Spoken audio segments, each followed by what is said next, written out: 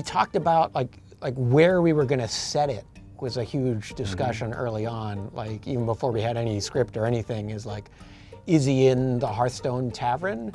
And like sort of just within the kind of... Is he in Outland? Yeah, is he in Outland? And it's within the fiction of the world. It's weird to have him in the tavern because we wouldn't like depict Jaina or Garrosh in the tavern because they're meant to kind of be in the game. So we had some trouble with that. And there was a pitch where like the whole tavern was wrecked and then Illidan would like come in and kind of save the day. And we thought like, oh, that doesn't feel, it just feels too dark. Like it doesn't feel like what we want to do with Hearthstone. So, somewhere along the lines, we just sort of abstracted it. Like, you know. It kind of became like a bit of a best of all these ideas that we were cooking up and they just, like, that felt right. Yeah, we kind of, we call it the garden, you know, which is not like an actual place. It's more like a dreamlike. It's more like an idea, like the level that all of our heroes are at. They're at the garden. Well, that's where we kind of went back to that that phrase that you said earlier, pantheon of the gods, right? Like in our world of Hearthstone, we've got the classic heroes, we've got the hero skins, which are more on the fringes. And if you'll notice in this piece, the skins are all on the fringes, but in the garden, it's all the classic Hearthstone Except heroes. for Tyrande, we cheated to get her in the garden there. Well, that was just for a little backstory. A little nod to the hardcore fans.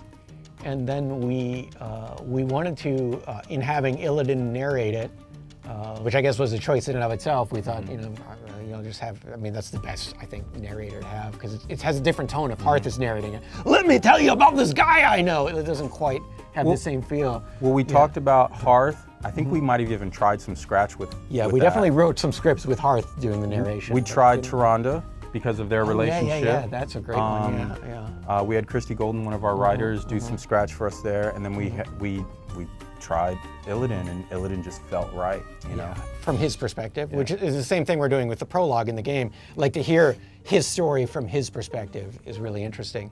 And then, you know, Christy ended up writing the verse, and I don't think we said like it has to be verse. I think she just had that idea and was like, let me try this, and we loved it when we heard it. I remember we had because we were kicking around a couple ideas, and we were slowly massaging around it.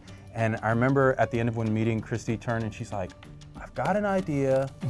Do you mind if I run with it? And I was just like, go, do it. Christy always understates. And she always I have this thing, I just want to try. Like she has to ask permission. We're like, no, do the thing. And then she comes back, and I remember she read it, and I was like, I just started doing the math. Okay, how many shots, how many, that'll work, that'll work.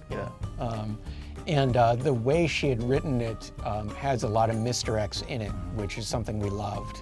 You know, when he talks about the villain and we see Gul'dan, and we're wondering, is he talking about Gul'dan? No, he's not talking about Gul'dan.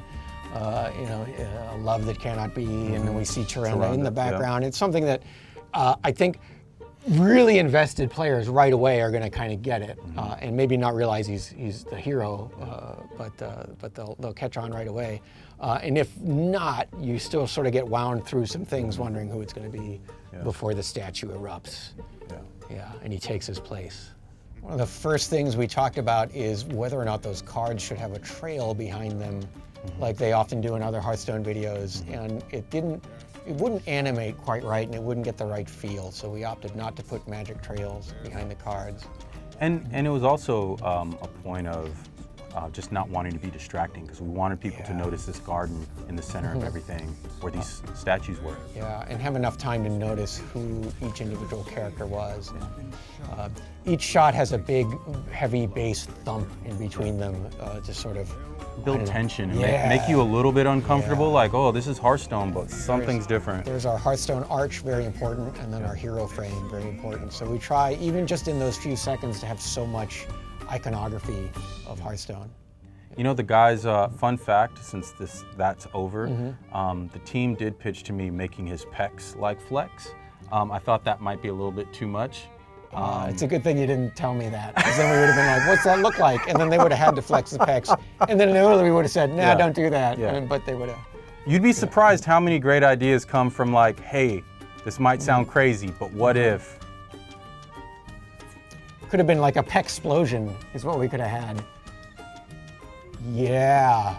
Sometimes you just need the right name for something, and then Explosion. Explosion. What would anything come out of that? Would like fell energy A shoot out of his Hearthstone tattoos? expansion would come out of that. That's what would come out of that. If like a nipple just hit the camera and slid down. Just- Cut. You're not gonna use that last bit, right?